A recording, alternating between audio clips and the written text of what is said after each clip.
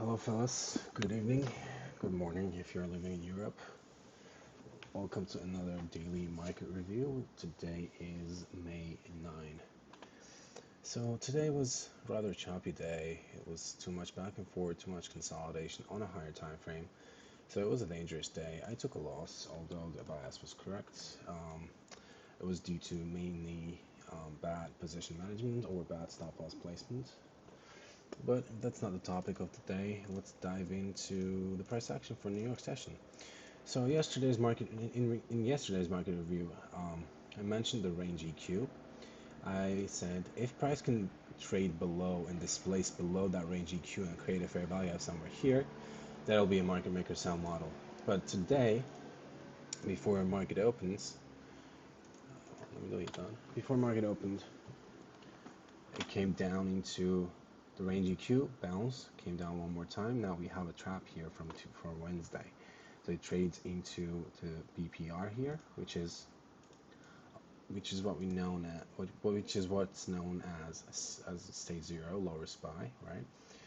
So it formed a lower SPY here, rejected, came above the range EQ fairly fast, right? So at around 9:30, let's go back to 9:30.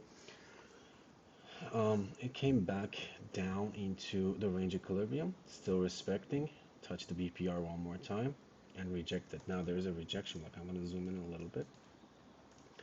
Now there's a rejection block here, but the real rejection block was on the 4-hourly chart, as mentioned in the live stream. So it respected the range EQ, a fairly great reaction, thus no sell side objective, or you got to ditch all the sell side ideas essentially for the New York session until the buy side is delivered. And the buy side I'm talking about is at least the short term buy side here, okay, which is a fairly good return, 80 points if you can catch it from the range EQ, but sometimes it's not possible, so it's what it is. Also, the red dashed line is the daily buy side wick. Right now it's still respecting that level. You'll see it on the hourly even better, or on the 4-hourly even better. It's still respecting that, chopping around, and it's having a hard time breaking out of there. Now on the other hand, ES already took the buy side. Now we have a S&T divergence. To me, this whole consolidation, you'll see it on the hourly better. This whole consolidation kind of looks like a smart money reversal to me still. It's not ready to go down yet, but I think once it's confirmed as a smart money reversal, then and only then we'll be able to see some low resistance liquidity runs. And the invalidation is pretty simple. The invalidation would be Nasdaq rating the buy side, period, and that's it. So we have a trap here. It's still respecting the BPR, or the inversion parabolic gap there, which is what it's there for, right? But let's dive in. So here we have, oh, actually, let me go back to the 15-minute. I want to see if there's an S&T here somewhere, because I really don't remember.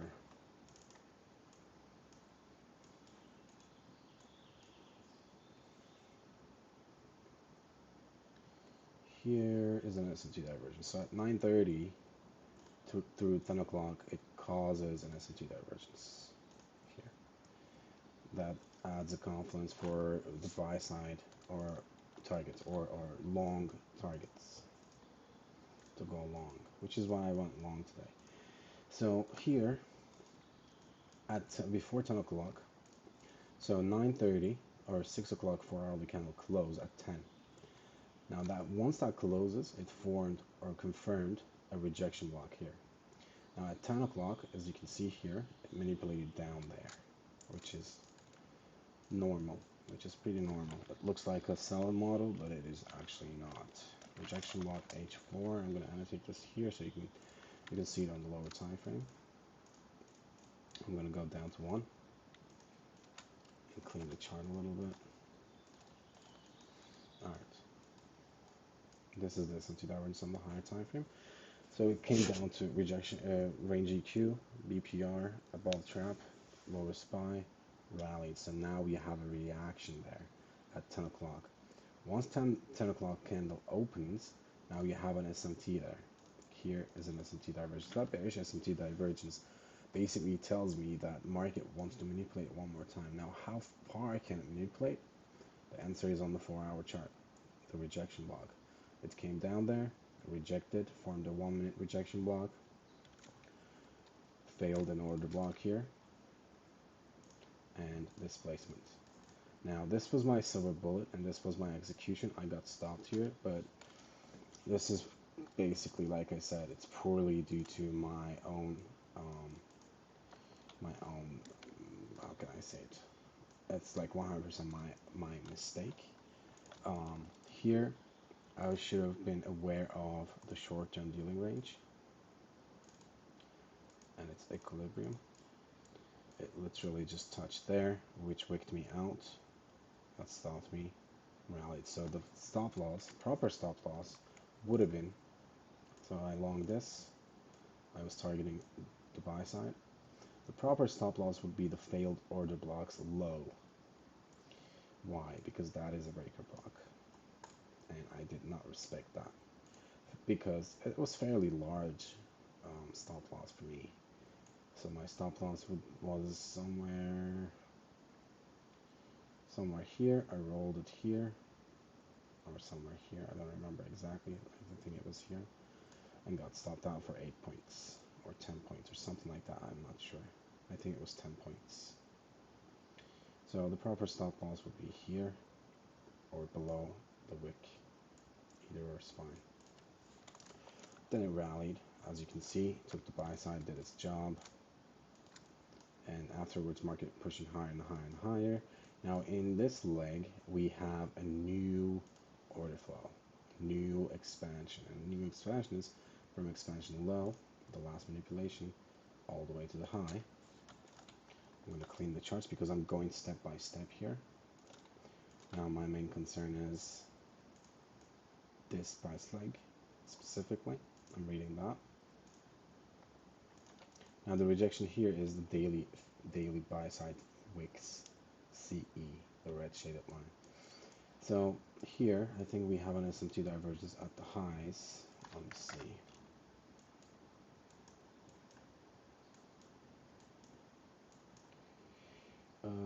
Right, yes. ES chart looks so ugly. So here's the SMT divergence in between assets. Bearish SMT divergence. That bearish SMT divergence caused a pullback. Now, how do I know that it's a pullback? Initially, you don't know that.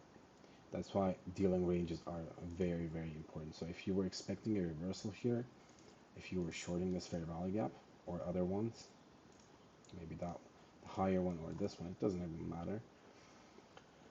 If price comes down into range EQ like this and rejects it exactly like this, that means the whole move down was just a manipulation or was just a pullback. Okay, that's what it indicates.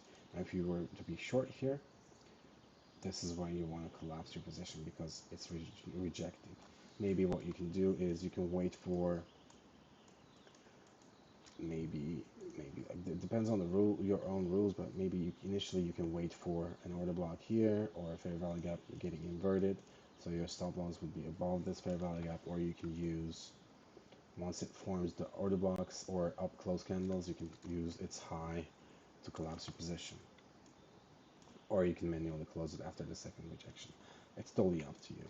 Or if there's an SMT divergence present at this range equilibrium, which there was here, that means the manipulation is completed. If you can see that during the live session, that's when you need to collapse your trade, because failure on Nasdaq is likely to be a turtle soup, because bodies are rejecting the range EQ. And SMT divergence, now it's forming a new order flow. What do we have here? This is a smart money reversal in the form of traps. Once the CBs gets invalidated, now you have a trap set here, which is essentially a smart money reversal. Actually, let me just say trapped. shorts. Trap charts there.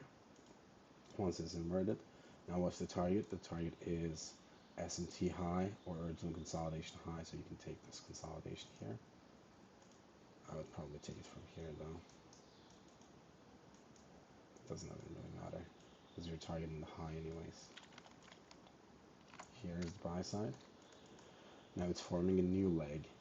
Now trap, inversion fair value gap. Now this inversion fair value gap is a high probability because there's a trap. Otherwise, if you see this inversion fair value gap, it doesn't make sense. You need to have a story behind it, okay guys? So it rallied, same deal here also. So it rallied, came down into the inversion fair value gap. That's a long. Also short-term dealing range EQ, getting tagged. There's also this high printed afterwards, short-term EQ.